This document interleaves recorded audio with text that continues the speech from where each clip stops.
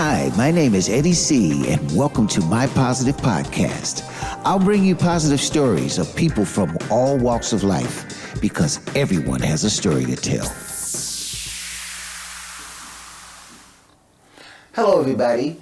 This is MPP, My Positive Podcast, and I'm your host, Eddie C. Today, we're going to be talking about inspiration, and I have a guest with me that has done so many things that I'm sure you'll be inspired by his work. And I also want to say we're in this lovely location here in Antwerp on the Pilgrimstraat called the Pilgrim House.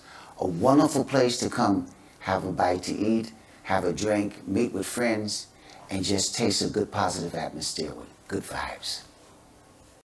It started really strangely because my father, which was salesman in Grand Bazaar here, around the corner, is a big warehouse at that time still, but not under that name anymore. And he was a salesman of television sets. Okay. Old ones like the big big ones, yeah. And but then Carnaby started coming up, and Kings Road, the 60s, early 60s, and they asked him, Edmund is his name, why don't you come and do these little fashion shows? So they installed their boutiques in the warehouse on the main floor. Yeah. And so he did that, and then one day they asked for a junior, like a young guy. Right. He said, no, you can earn 100 francs or something. So I started doing this while I was playing football. Okay. How old, what was your age around that time? 17, 16, 17 years old. Okay. Yeah. So, and then that's why we started doing fashion shows, but I was playing football, so for me it was, in the meanwhile, my brother started a cafe in Antwerp, OK Club, which was very well known, so we did that too, and afterwards a club, Scandals Club. Scandals was called. It was not a Scandals Club. No, it was called quite the name. Okay. But so all together, all those things together was like, and I remember one day when we were in the cafe and we had to play Anderlecht the next day, and I was in the team, and so Saturday night I arrived at to check the casa and everything in the cafe. Yeah. So the cafe, if everything was okay, because afterwards I would go home and sleep quite early. Yeah. And the coach was sitting at the bar. Okay. Oh, Erik. Oh, I was thinking you would come here tonight. I said, yeah, but just yeah. So I thought, yeah, he won't put me in the team the next day, but he did so. And we won the game, so. Okay, you won the game. That was important. So. But okay, so you had the cafe going, you had the football going, and then the modeling thing was going because that was via your dad? Yeah, but afterwards, they called me to do, how do you say, was a big thing happening in Brussels, in Mirano at that time. And it was like the model of the year. A big event. Yeah, big agencies came to pick up models. Okay. Or people would be models. Yeah. They were looking for the next big star. Yeah. Okay. So and I won this contest because we had to walk. We had to do a runway. Yeah. But of course, with all my experience I've had through the years, right, I was like walking, as you know, and the other guys were like, "What? How do you have to do?" So I put my hands in my pockets and stuff. So I won this contest, which was not like this, but was like, okay. And they asked me to come to Paris, and then I started working from the first day. Or actually, it was like, whoa! I thought this is big. Yeah. Well, when you did your modeling career, I mean, because I know that went for quite a while. Yeah. And I'm still doing things. Yeah. Well, how is that? How was it at that time making you were transitioning from being a football player professionally into this model professional?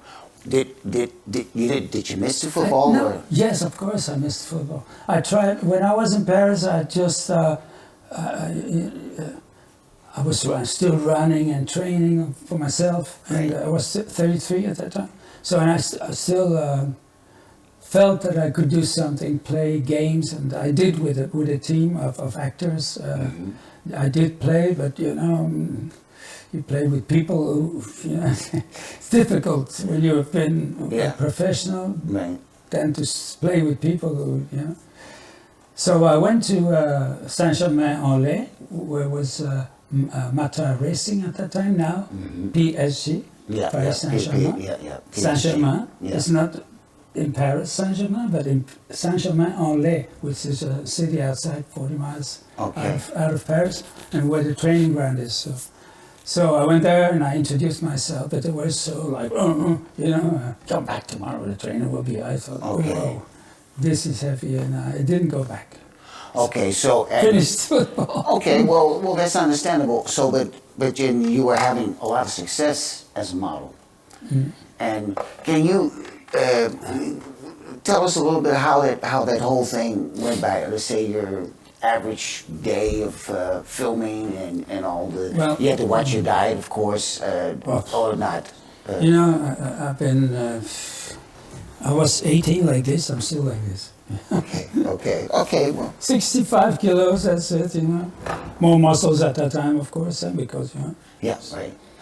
But yeah, I just eat when I'm hungry. I don't eat like you know. Small eater. Yeah. Okay. Healthy eater, like you are. Yeah. Well, I'm not a big eater. I have my moments. Okay, so you did the modeling, and then there's also Erik, the musician. Yeah.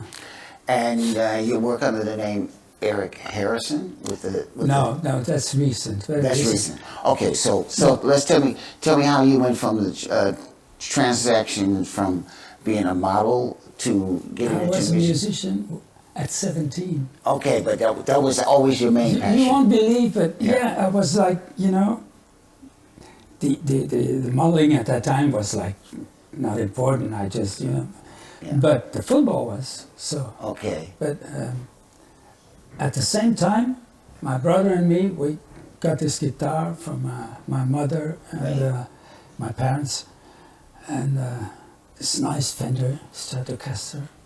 Right. And wow, so we started the Beatles were. Because you're a very big Beatles fan. So we started playing Beatles from when we were 17. We were, you know. In 1967 we played with a band, Davy Jr. and Guess Who at that time. We played bell pop and stuff. The bell pop. We were #1 in Belgium, and nobody knows. Like. Wow.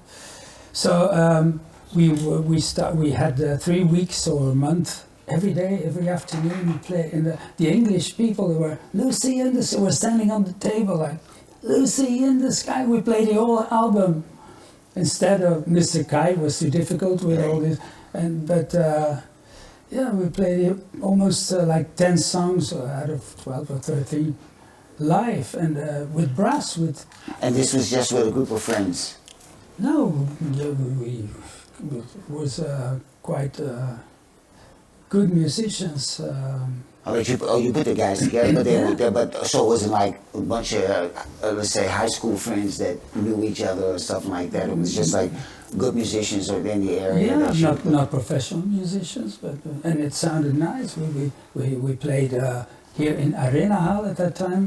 I don't know, 69 or something. We in the program before James Brown. Right. Okay. You did support act before James. Support act of the Four Tops in Elisabethzaal. Okay. So we were like, pretty popular as a band. I know that you were very good friends with the brother from Grace Jones. No, with her too. Yeah, and with her as well. And Chris, of course. And how did that come about? Well, we had this club in Antwerp, Scandals, and one day I was standing. It was a long corridor where there was the castle register because it was a private club. You have to give your passport and visit with. Right. And suddenly this guy came in and said, "Hi, I'm Grace Jones's brother. My sister is in the car, and we've heard you had such a good club with music. The six from Antwerp, the designers were all there, you know, they danced, and it was like good music. Okay. Clash and the new wave. And right. So I said, of course. It was this big stretch limousine. I could look through the window. It was, you never saw this. She came from Paris with a limousine, by limousine. And then we got friends and we drank champagne and still, I have her number on my phone here. Okay, fantastic. Yeah, I know you went to see her a couple of years ago. We were at that concert together, actually. Yeah. And she remembered me. She came from stage. Yeah. Because Because you also know her manager. She had a Belgian manager for quite some time as well. yeah, Marianne is not really our manager, but she's... For a particular... She did it all. Grace needed when she was in Belgium. And, and still, she's still a good friend. Marianne Vervloet. Yeah. Hi, Marianne. But Grace, yes, sometimes I see her and we call each other, but my brother and me, we wrote a song for her at 10 years ago, Okay. 12 years ago. And it's still, I still have it to release, and I made a demo with it, with, what's her name again? Maureen Alberg. You know Oh her? yeah, I know Maureen, yeah. Very good singer. Very good singer. Yeah. So She's now doing we the made a Tina demo Turner for show, Grace, so Grace could hear what it sounds like, and it's a really nice song. And but she didn't record it because it has to go to the record company. And, Right. And they have to. They've got their own publishing. It's not easy. So, No, but for Chris, we wrote a song too. He lived at my place upstairs actually for 1.5 years. Chris. Okay. He died. Yeah. He died 2 years ago. Right. Yeah. Yeah. So the music and everything's combined. I live like 5-6 lives. Yeah. I'm Mr. Chaos. They call me Mr. Chaos. I'm Mr. sorry, Chaos. touching my mic. They call me Mr. Chaos. So I do like. I go from here. Now to do this. You know me. I know. We've worked together, so I've experienced that quite a few times. But it's part of you. It's part of being you. It's to say positive nervous energy, as we could say. You know. Let's go into the subject. You know, you recently did this Christmas song, which is going to be released I think next week. It'll probably be already available. When Garrett keeps his promise. Yeah. Well, it's going to be anyway promoted, and it's coming out for the Christmas holidays. Can you tell us how this whole song came about? Well, it's just, like 2-3 months ago, I was thinking, Christmas song. I made one already, but like 15 years ago, but not professionally made and stuff. Mm-hmm. But it's a nice song with children from the school here in Belgium, in Antwerp, and an whole choir was singing. It was very nice. Mm-hmm. But this one was like, I wanted to make a rock song like. Now it's time to come back home for Christmas, bound, like with Frank and you. Yeah. And then I took it to Frank Peters, the guitar player who plays with all our songs we recorded together. And he said, think it differently. Let's make something like a nice groove and smooth and really nice. So, and he says in the bridge, don't put like guitar solo or whatever. But try to whistle. I said, come on, I'm not going to whistle myself. But then I had this idea, because I saw the guy before playing a flute. Mm-hmm. And I thought this is a nice instrument to put in there. Instead of whistling myself, and I did, so it comes out nicely, actually. And it was on podcast of Apollo. Oh yeah, Apollo. Yeah, with Alan Mason. With Alan Mason, yes. Right. So, and another song also yesterday, Your Weekend Lover, you played also. So it's starting. It's starting. Yeah? Mm-hmm. If it's not now, it will never. I'm 75 years old. So. Yeah, well, 75, still alive and kicking. And even on stage. Yeah.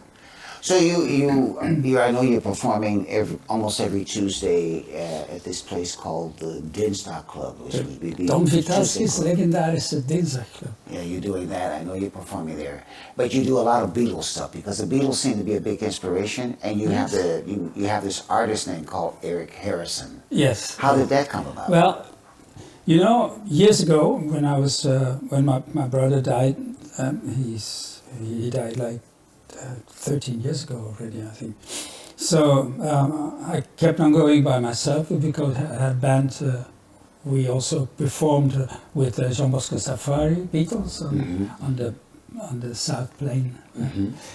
Where before, in front of 10, 15,000 people, we had this Beatles band. But then, you know, and so I said, I'm going to start a new band, and I did. And but then you have to find a name. But when you play Beatles, you have to. Something has to refer to the Beatles.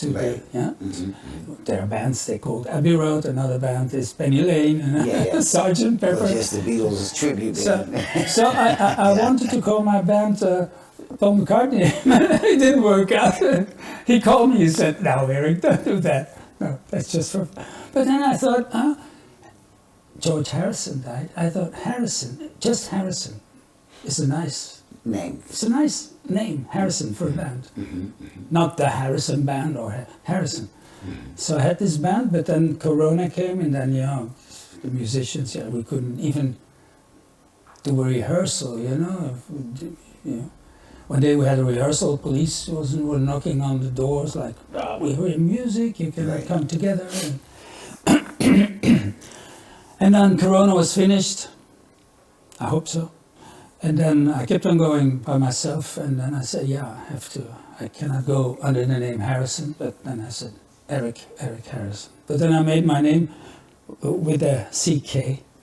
Right. So, Erik Harrison. That's how I, do my shows now.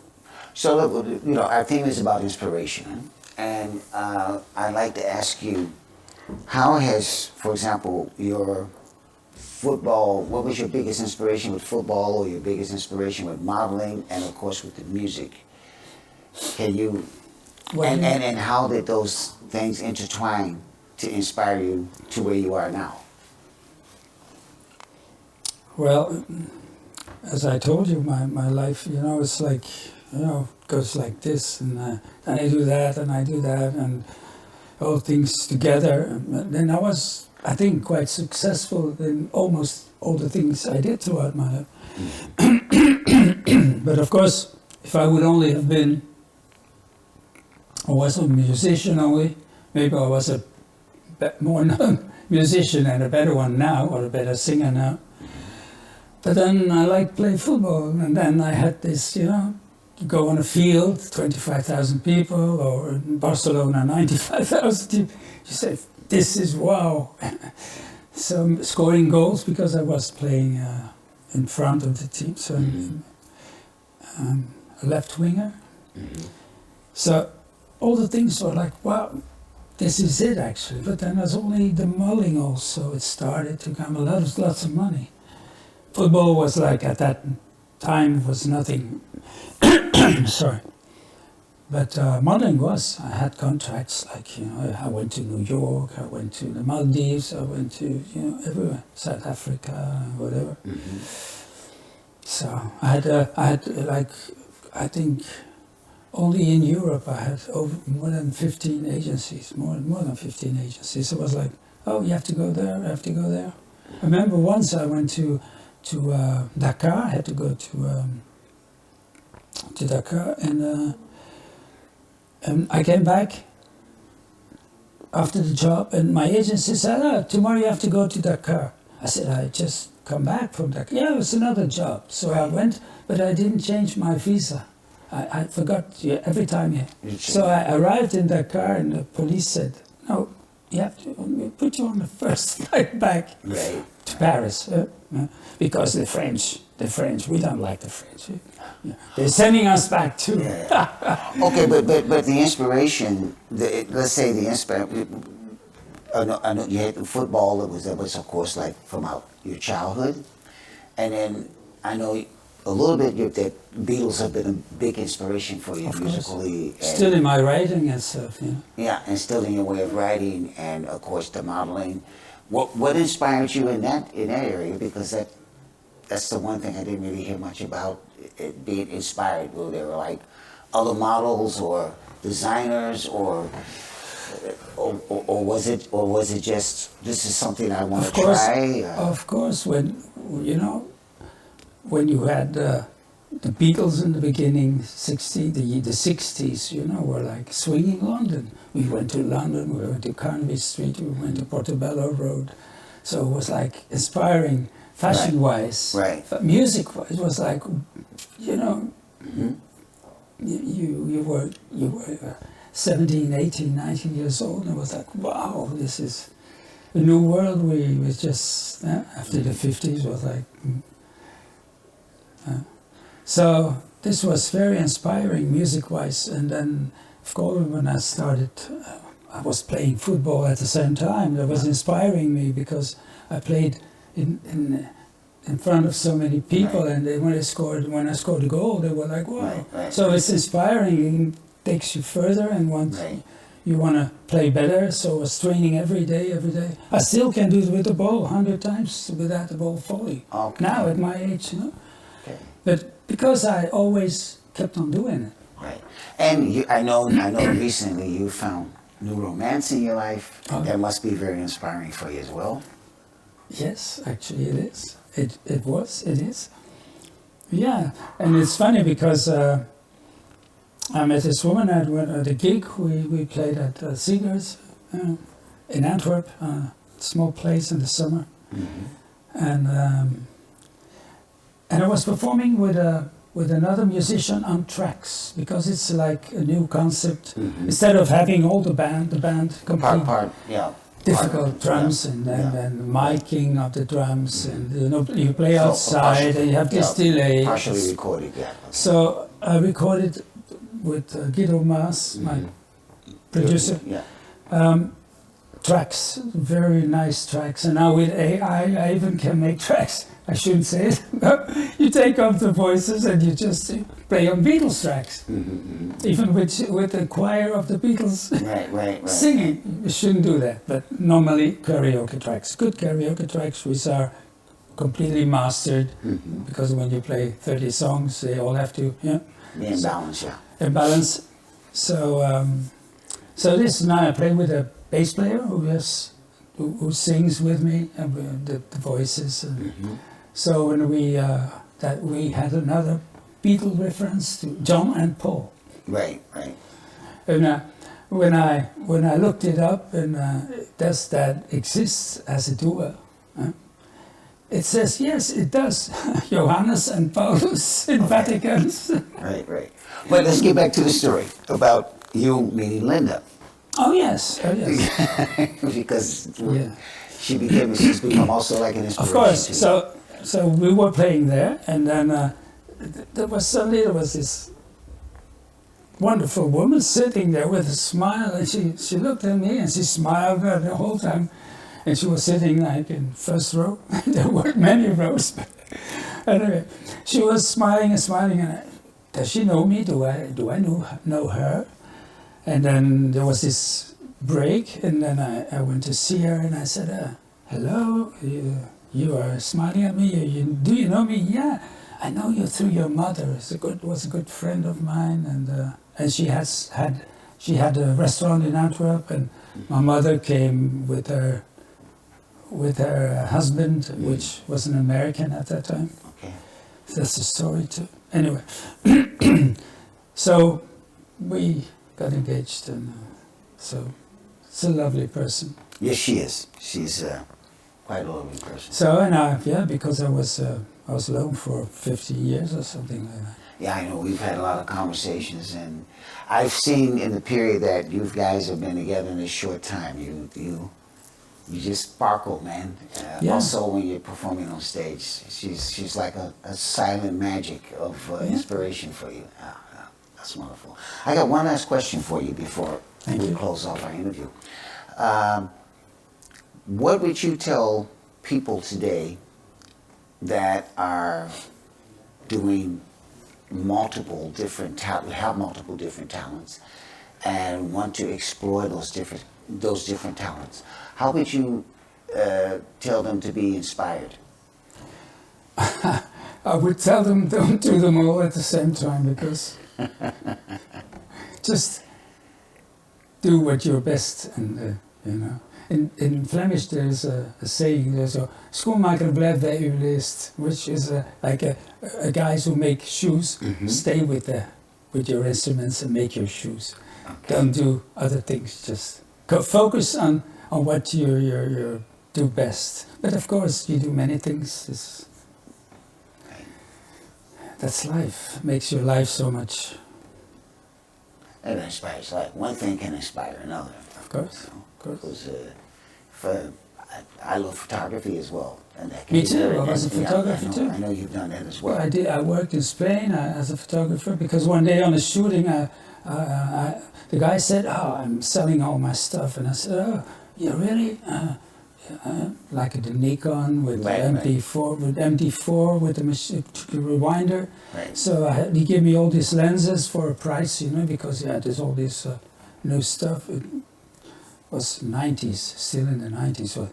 So I had all these, and I, of course, when you go on a photo shoot, when you go to the Caribbean, you don't work if 6 is dark, so right. you know. So you have to work very early. Girls are made up at 5 o'clock in the morning, and then we start at 7 with the beautiful morning light, and right. And then between 11 and 3 is nothing. The sun is high. Yeah. And then after it is, so I started shooting all those beautiful women with whom we traveled, you know, and for a catalog or for right. beauty. So I said, can I take like the real? Because they had all the, you know, they didn't have much beauty shots, but they were all made up so beautifully. So I, you know, and the photographer was just eating. So I took all these shots and then I showed him after. I showed him to the photographer, and the client was sitting next to me. He said, "This is good." So a few days later, he came to me and said, a photographer with whom I worked a lot. And he said, "Listen, I need a second photographer. In my team, there are 3, me and 2 others, and one of them starts on his own. So I need another one. Would you be interested?" He said, "I give you all equipment from 28 millimeters to 500 mirror and stuff," which you don't need actually, but the 300. And I said, "Wow!" But I worked at that time. I worked 15 days a month without, you know, no responsibility. All right. So I said, "Okay, I'll think it over." Finally, I didn't. So. I could have been a photographer professionally also, but so. Well, it was too much information. Well, it was wonderful to have you on the show. You're a very inspiring person with all of the things that you're doing as well, and I'm sure that my viewers and listeners that will see this will also enjoy the inspiration you've thrown out this afternoon in this short talk we've had. And keep on going, even at 75 or beyond. That's important. Okay, Erik, thank you so much. And on that note, I'm going to mention my quote for the day, which is, of course, we're talking about inspiration. Inspiration is something that starts with what's around you, what you think is going to make you become that person that you want to be. As kids, we grow up and we always say, I want to be like a president, I want to be like a singer, I want to be like a dancer, I want to be like a sports person. And I think what we do is, as we go along the way, our inspiration changes us, but at the same time it helps form us to become the people who we are at that moment. And it doesn't matter whether you're 5 or whether you're 55 or even older, you're always going to be inspired by your surroundings, by the people you come in contact with, by the experiences that you go through as a person. And that makes you inspired to move on to good things, to spread love, to spread understanding, and to spread joy in whatever you do. That's my word on inspiration. Until next time, this is Eddie C. You've been listening to MPP, My Positive Podcast. We also have a Patreon program. If you go to mypositivepodcast.com, sorry about that. You can find out information how you can help support the show.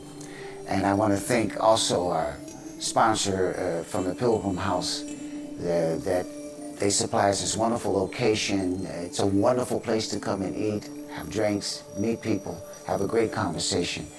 And it's definitely one of the places that's a must-see and a must-visit if you're in Antwerp.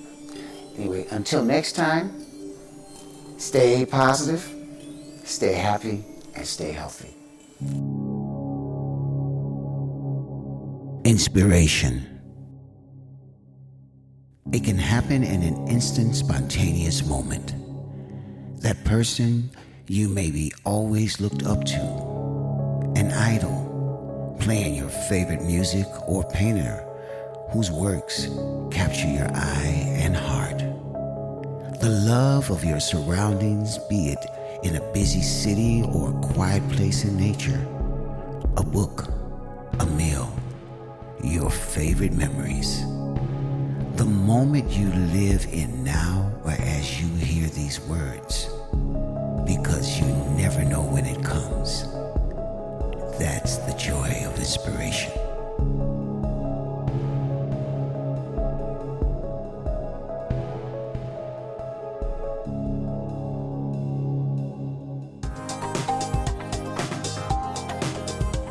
Hi everyone, I'm Eddie C. from MPP, My Positive Podcast, and I've got great news for you. You can now become a patron and help to support my shows by becoming a positivist. For only €5 a month, you'll have exclusive access to special events and other shows that I do alongside of the podcast.